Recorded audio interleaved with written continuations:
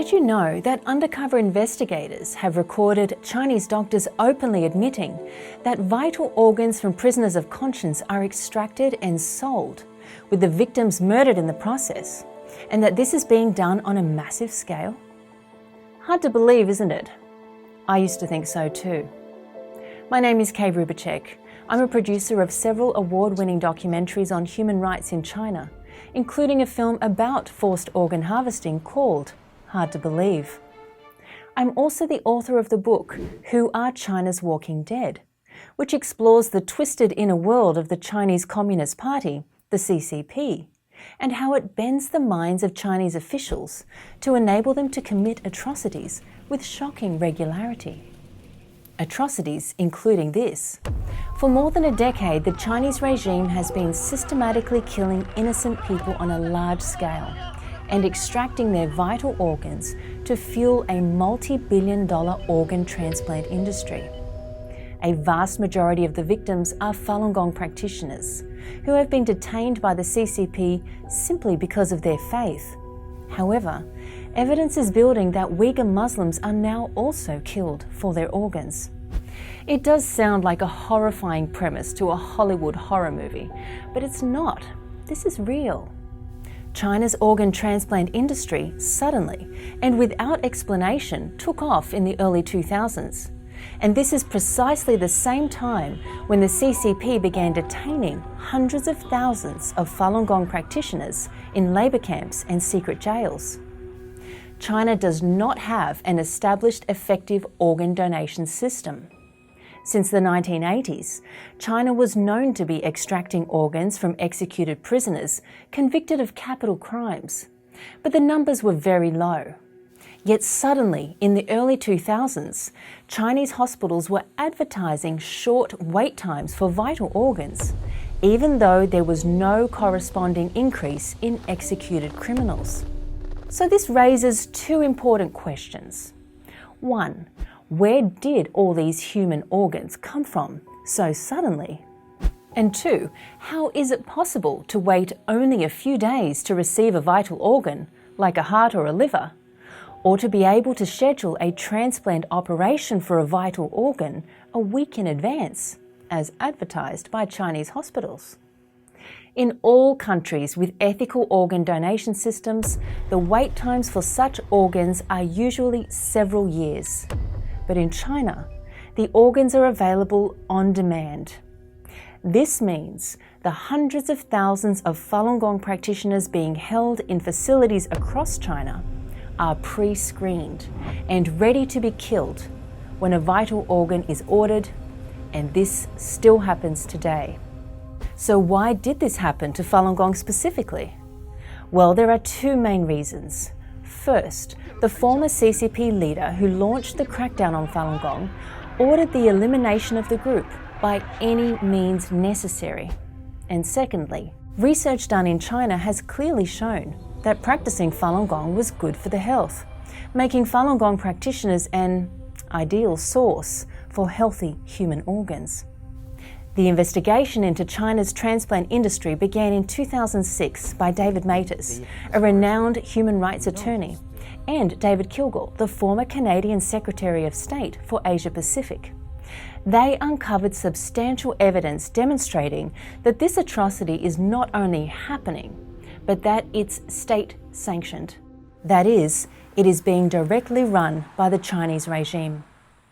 Ethan Gutman, an award-winning investigative journalist, came to the same conclusion on his own after years of researching forced organ harvesting in China. Also, doctors and former labour camp detainees from China have testified that Falun Gong practitioners are routinely given blood type tests, chest x-rays and ultrasounds. Medical professionals have since confirmed that these sorts of tests are necessary to find out whether a detainee could be a match for a transplant patient. Travelling to over 30 countries to interview Falun Gong practitioners who survived Chinese labour camps, Matas and Kilgour found a similar pattern. In case after case, the eyewitness accounts were eerily similar. Although these detainees were very often tortured horrifically in detention, they were also routinely examined for the health of their organs. And then there are the phone calls. Investigators have placed calls to scores of hospitals across China, pretending to be patients in need of vital organs. These calls, which were recorded as evidence, capture doctors and other hospital staff admitting, even boasting, that their wait times are extremely low and that their stockpile of organs comes from healthy Falun Gong practitioners. And that was just a sample. There are many more calls, each documenting how Chinese doctors openly admit that vital organs are available on demand and that they come from Falun Gong practitioners. The full scale of this crime is unknown. The victims never emerge alive. Their bodies are often burnt in crematoriums without consent. However, investigators have calculated the estimated number of victims, and it is staggering. The China Tribunal assesses that for the past 20 years, there were between 60 to 90,000 organ transplant operations in China per year. Only a tiny fraction of this number can be attributed to verified donors. For the vast majority of these operations, a prisoner of conscience, most likely a Falun Gong practitioner, was likely killed to provide the organ. The nature of this crime demands a response, and in recent years, the international community has started to take action. Both the United States Congress and European Parliament passed resolutions condemning this horrible crime. Israel, Spain, Italy, and Taiwan all passed laws aimed at preventing their citizens from any involvement in China's forced organ harvesting. Last year, the BBC produced a multi-part investigative report into China's illicit organ transplant business. Then, Forbes and others followed suit. Most significantly, an internationally renowned expert on genocide and crimes against humanity, Sir Geoffrey Nice QC, who famously led the prosecution against former Yugoslavian dictator Slobodan Milosevic for war crimes, chaired an independent tribunal based in London called the China Tribunal. This tribunal conducted the most thorough and substantive analysis of forced organ extraction in China to date. The tribunal's findings, announced in June 2019, concluded that prisoners of conscience have been and continue to be killed in China for their organs on a significant scale, and that most of the victims are Falun Gong practitioners. Clearly, this is a massive crime against humanity that must be stopped, but not only to secure justice for the victims. This is an issue that touches upon the health and safety of all of us. In an interview given earlier this year, David Matas shared a striking observation connecting forced organ harvesting with the coronavirus pandemic.